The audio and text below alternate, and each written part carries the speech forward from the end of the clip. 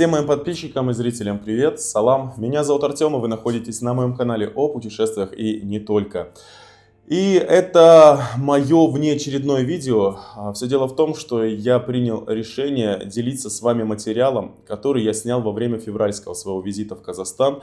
Туда я отправился для того, чтобы увидеться с очевидцами и узнать историю депортации февраля 1944 года ингушей и чеченцев. Как это было от первых лиц, от лиц их детей и внуков. Это очень важно. И в этом выпуске я вновь вернусь в Павлодар в гости к Хамзату Даурбекову, где я побывал. Это очень душевный и замечательный человек, дай бог ему здоровья, который является очевидцем февраля 1944 года.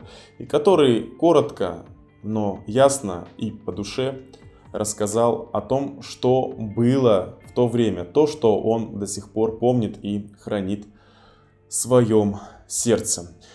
Поэтому, если вам интересно, то прямо сейчас подпишитесь на мой канал, бейте в колокол, чтобы не пропускать мои следующие блоги, влоги, а также прямые эфиры. Ставьте лайк этому видео, тем самым вы поможете ему подняться наверх, и его увидят многие люди. Конечно же, делайте репосты, делитесь этим видео с друзьями, близкими, родными. Если вы хотите поддержать мой канал, то это можно сделать официально, нажав кнопку «Спонсировать», либо все реквизиты внизу в описании под этим видео. Я абсолютно любой вашей поддержке рад и говорю вам огромное спасибо. Баркал по-войнавски, по-ингушски, по-чеченски. И никуда не уходите. Поехали. Даурбеку Хамзат Хасуевич. Я 32 года. Когда нас выставляли, 23 февраля, да? Мне было 20 лет мне. Лет 20 мне было. Брат мой ушел в армию, фронт ушел, больше не вернулся.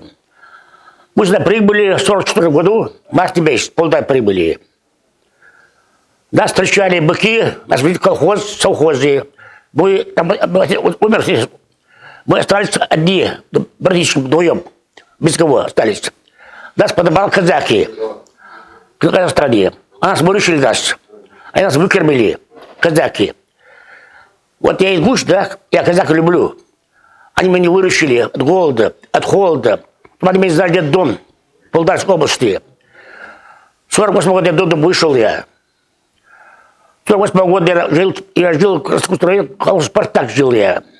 56 год живу в Павлодаре живу. Ни с кем не дрался, тюрьму не видел, ни с кем не ругался. 3 жены имел, и 2 жены умерли. Сейчас я живу под 90 уже. Живу, ни с кем не ругался. Все время работал, похорон работал. Купал, мертвого купал. И везде молитву, царькам лазил постоянно. И все знает, в Павлодаре. Сейчас я являюсь команда Казахстана. Сейчас. Я говорю. Так что я прошел хорошо. Но казахов я люблю. Я уважаю. Они нас голодом выручили. Если мы что примем в другом месте, мы что погибли бы. Когда мы стреляли, заходит 5 солдат в Кавказе. Черные солдаты, они такие жестокие, вредные такой. Ничего не берите, видите? Заходит русский Иван, солдат, да? Там меня кормит. Что там берите, там вам будет, они нас выручали. Русский Иван. Мы мусульмане, они мусульмане были, да? А вот армяне, там другие нации, они нас, ничего не берите, там будет все хорошо, ну собирайтесь. Я говорю, там старший полковник русский Иван, пускай берут, что берут, там меня не кормит. Так мы прибыли к Казахстану. Я 44 год прибыл, полдора, да, в то время в тюрьму не был я, нарушений не делал, ничего не делал. Людей меня уважают, я людей уважаю. Сейчас я в Казахстане живу, да, я уважаю Путина. Он в Москве живет, да, русский Иван, да? Я его уважаю, Кадирова я уважаю хорошо. Они обои хорошие, мне нравятся. Кадирова сделал, Кавказ, город сделал, Золотой сделал. Грозный. Грозный. везде постройка, везде красиво сделал, везде прошел. Такой, такой не был, президент не был.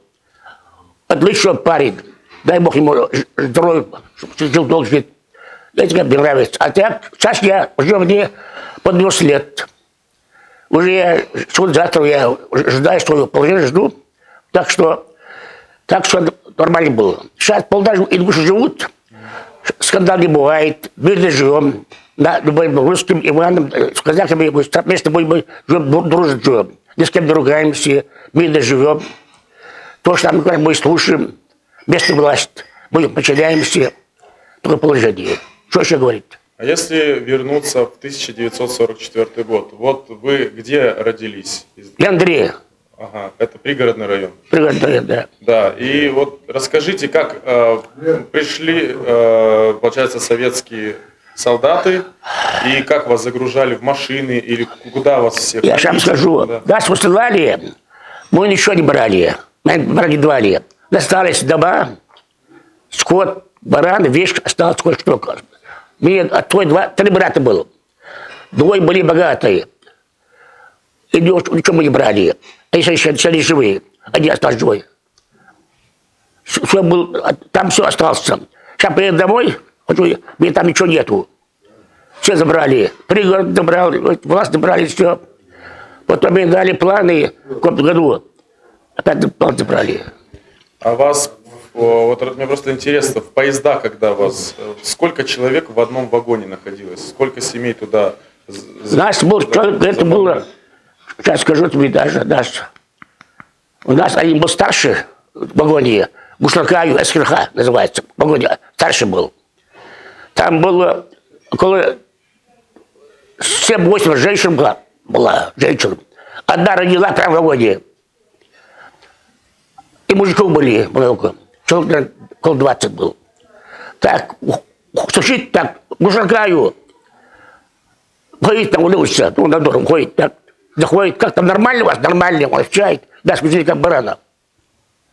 Как скот. Койки не было, скамейки не было, так, вот так, как толпа. Много пустой. Вот я у вас был в мемориальном комплексе, там стоит большой паровоз и как раз таки такой вот вагон, в котором вас везли. И там стояла печка-буржуйка.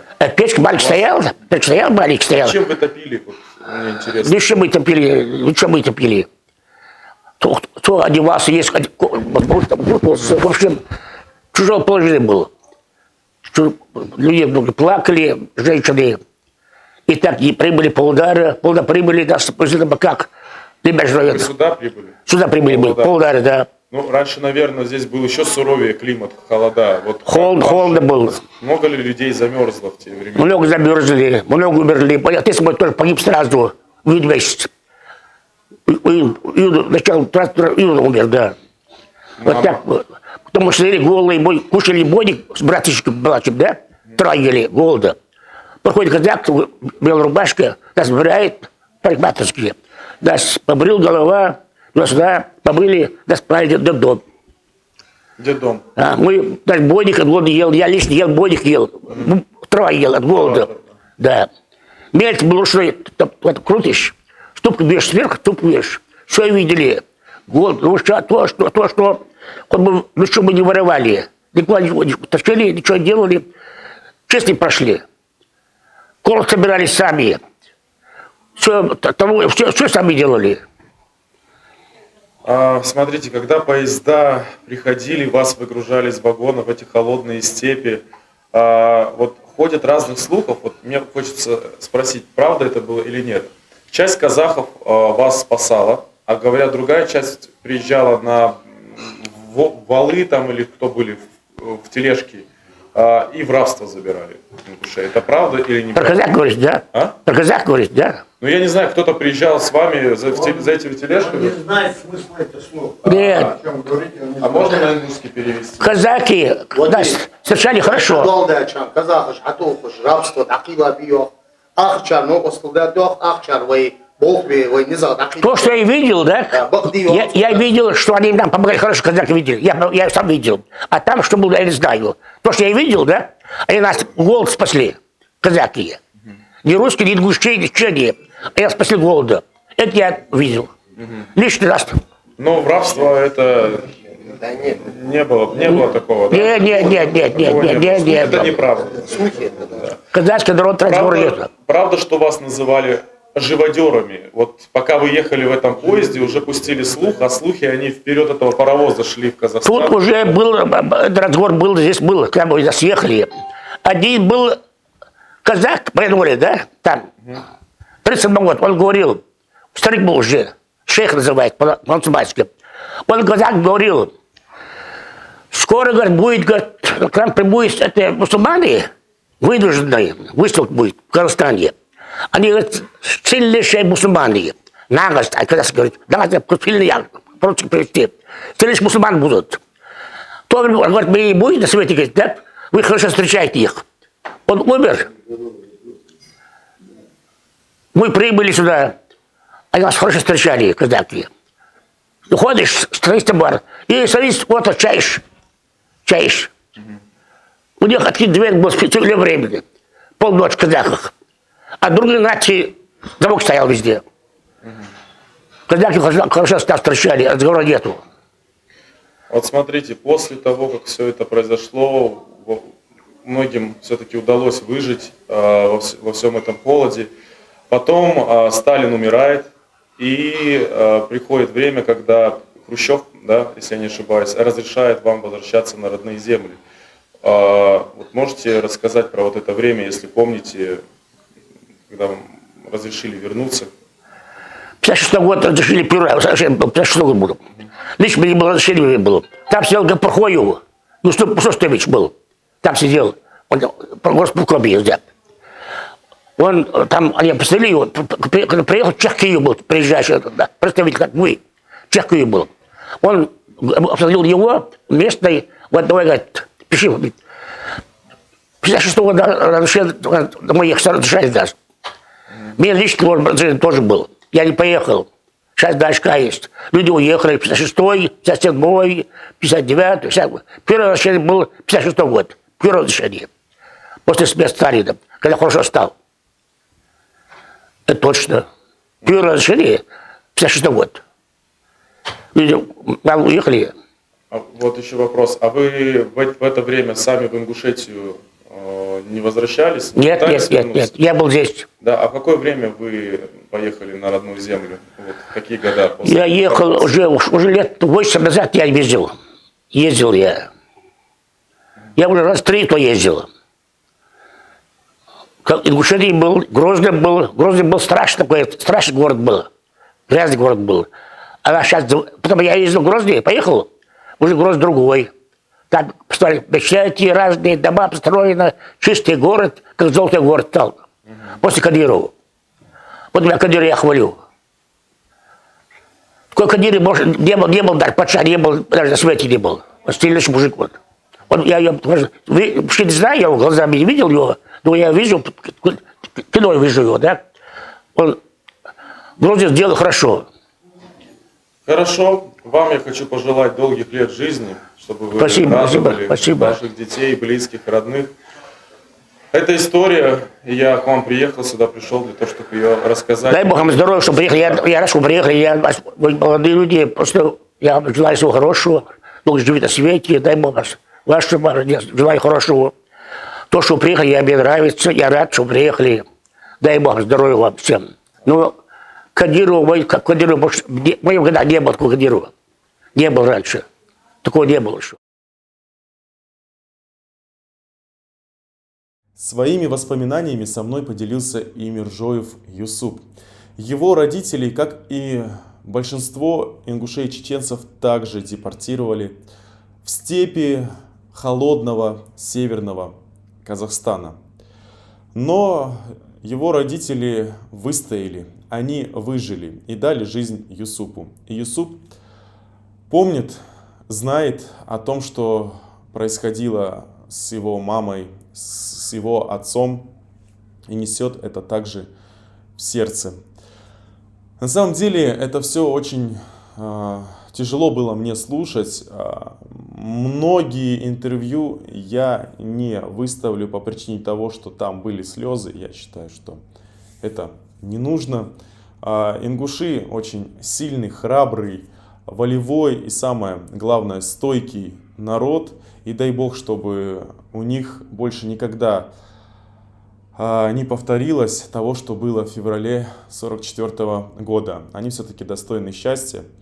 Это один из самых гостеприимных народов, который я повстречал за все время своих путешествий.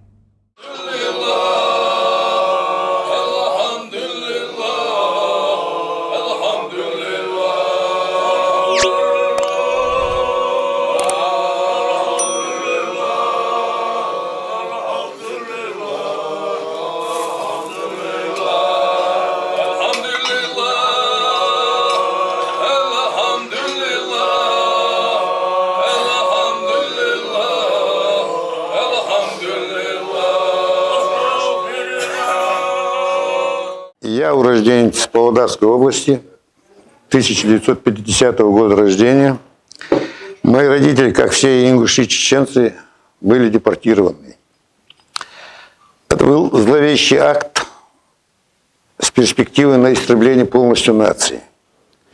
По большому счету, в то время пострадали не мы одни. Были высланы немцы с Волги, были высланы карачаевцы, балкарцы и другие национальности. Много национальностей было. Это был зловещий акт человечества над человечеством. Они думали, что эта нация вымрет в дороге. У них и были другие планы. Ходили слухи, что хотели под откос там море запустить, вот эти вот вагоны.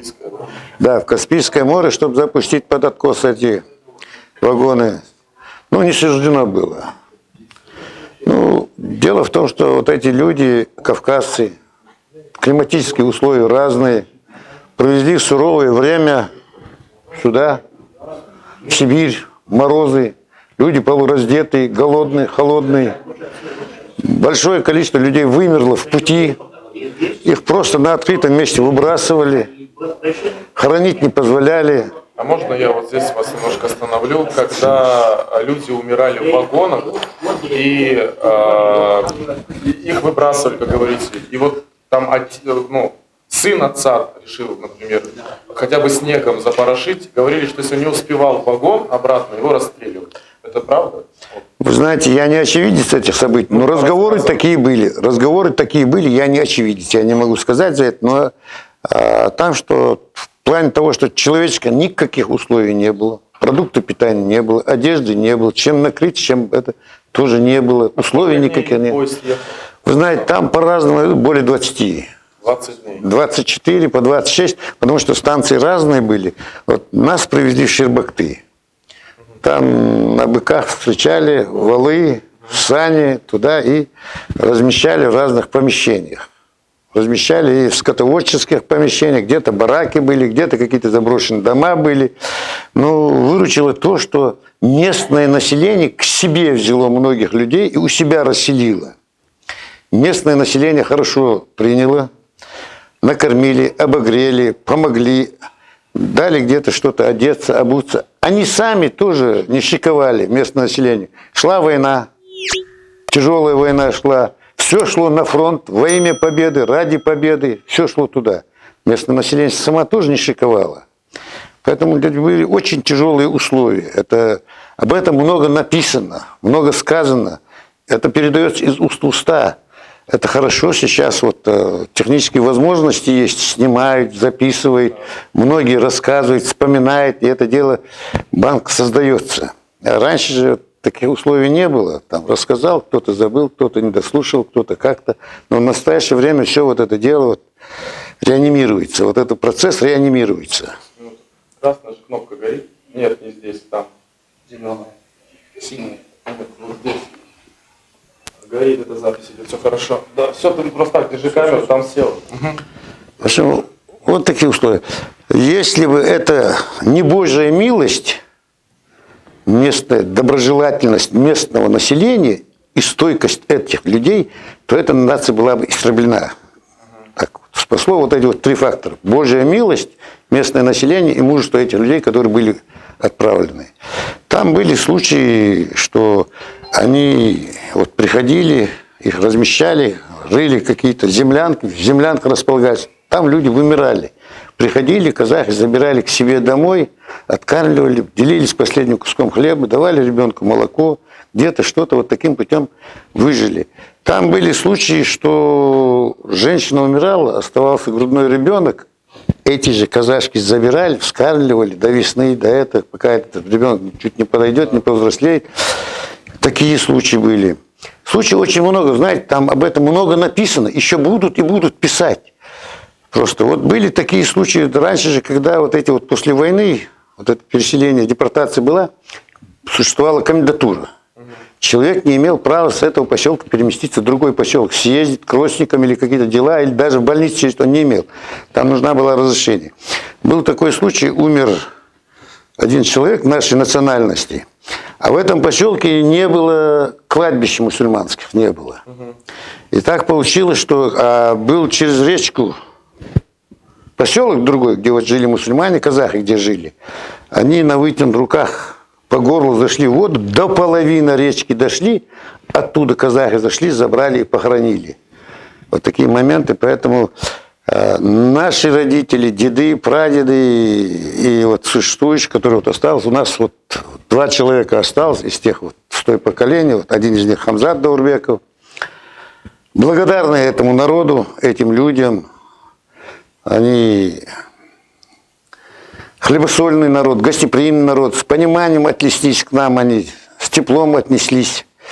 И мы сейчас живем, мы никаких, что мы там дома у себя живем, что здесь одинаково. Никто никого не притесняет. Работай, живи, учись, трудись во благо Родины. Многие занимаются бизнесом. Есть в государственных структурах работают люди, есть в государственных институтах работают люди. Поэтому живи да радуйся. Все двери везде открыты. Никто никого не ущемляет. Живи да радуйся. Вот Поэтому... вам такой личный вопрос в завершении. А вы бы хотели вот сейчас вернуться жить в Ингушетию? Вы знаете, если бы я посчитал, что мне там будет лучше, я бы туда уехал. Мне здесь комфортно. У меня дети устроены, я сам здесь вышел на пенсию. Ну, как я уже услышал от вас, вы бываете в Ингушетии. Да, я бываю, регулярно бываю в Ингушетии. Там у меня есть родственники, я бываю. По разным причинам бываю. Ну, потому что там где-то на торжествах, где-то на похоронах, где-то отдыхать съездил. Сейчас человек-пенсионер, мне время хватает, поэтому вот так вот. Главное, чтобы пандемия закончилась. Да, это планетарная чума, мы все молимся, чтобы она закончилась. Она всех задела, не отдельный регион, не отдельный поселок, не отдельная нация, а это планетарная чума, она всех задела. Если вам есть что сказать моим подписчикам, вы можете сказать на ингушском, для своего народа. Я, во-первых, хочу сказать, слова благодарности сказать местному населению Казахстана, благодаря которому мы выжили. Я хочу им сказать большое спасибо, местному населению. Вот как же наш старший говорил, первому президенту Республики Казахстан Елбасы, тоже Нурсултан Абишевич Назарбаев, тоже сказать большое спасибо, коп-коп рахмет, да. И всем я желаю, чтобы у всех было хорошо, достатка, мира, любви, чистого неба, чтобы мы долго жили, дружили. И всем подписчикам побольше таких блогеров. Вам спасибо, Баркал, пожалуйста, за интервью, за спасибо, гостеприимство. Дай Бог вам долгих лет жизни. Да. Дело в том, что сегодня вот у нас вот это вот торжественное мероприятие, родились 2 новых человечка. Поэтому мы сегодня здесь провели обряд, Да, который... он называется акикат, почитали маулид, почитали дуа, пожелали нашим ангелам долгой, красивой жизни. И вот этот наш праздник вы своим присутствием тоже подукрасили. Спасибо вам, что вы приехали. Спасибо. Всем баркал, до свидания. Неизвестность, разные болезни, холодные степи Казахстана и голодные времена. Все это пережили братья-вайнахи, ингуши и чеченцы. Именно их единство спасло и уберегло их от смерти. И мне очень жаль наблюдать сегодняшнюю картину, как некоторые хейтеры и некоторые каналы здесь на ютубе пытаются вбить клин между 2 братскими народами. Мало того, этот клин вбивается с Запада. Эти недоблогеры сидят в Америке, в Европе, но не здесь. И пытаются разложить не только отношения между ингушами и чеченцами, но а также и всей нашей страны. Они и работают в этих интересах. Запомните, если вы будете смотреть мой блог, у вас ничего не получится. У вас не получится разругать два братских народа. И это я говорю вам как русский человек. И я буду говорить за ингушей столько, сколько нужно. И сколько я посчитаю нужным говорить. И я буду давать вам ответы на любые сфабрикованные вами новости, которые не соответствуют официальной истории. Поэтому я просто вам предлагаю успокоиться. Не мой канал блокируют, а ваши каналы и видео блокируют. А знаете почему? Потому что вы лжете, когда выпускаете свои ролики. Поэтому вас блокируют. А меня никто не трогает, потому что у меня все официально. И я использую официальные источники, статья 29 Конституции Российской Федерации. Я за единство ингушей и чеченцев. Я за единство нашей большой страны. Только так мы сможем стать сильнее и быть непобедимыми. Только так. Запомните это. И еще, для тех, кто считает, что Кавказ, как, например, считает Навальный, это аппендикс Российской Федерации, мне вас очень жаль. Запомните, Кавказ – это опора Российской Федерации. И без Кавказа России существовать не будет. Поэтому мы должны друг друга поддерживать. Мы сейчас живем в очень сложные времена. Ну и в завершении я хотел бы передать всем большой салам в Павлодар. Сказать большое спасибо Рахмет казахам, которые также неравнодушны к той трагедии, которая произошла в прошлом веке, в 40-х годах. Хотя у казаков, у самих были проблемы, да, голодомор, но они принимали всех тех, кого депортировали на их землях. Казахи вообще молодцы и очень добродушный, гостеприимный народ. Я был рад познакомиться со многими людьми. И еще я вернусь обязательно в Казахстан, даст Бог, летом.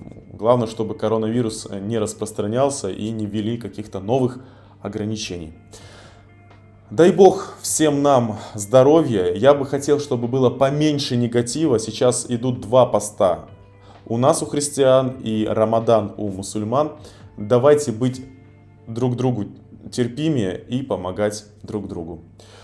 А вам, Баркал, спасибо за просмотр. Не забудьте подписаться на мой канал, поставить лайк, потому что завтра на моем канале выходит тоже достаточно серьезное и важное видео касаемо другой войны. Война, которая была в Чеченской Республике, из-за которой также пострадало много людей. Появилось из-за этой войны много беженцев, которые проживают на территории сейчас Ингушетии. И я хотел бы вам показать жизнь одной замечательной бабушки, которая живет в Малгобеке в очень ужасных условиях. Не пропустите, попробуем вместе разобраться, а может быть помочь этой бабушке. Ну, а с вами я не прощаюсь, я говорю вам до встречи.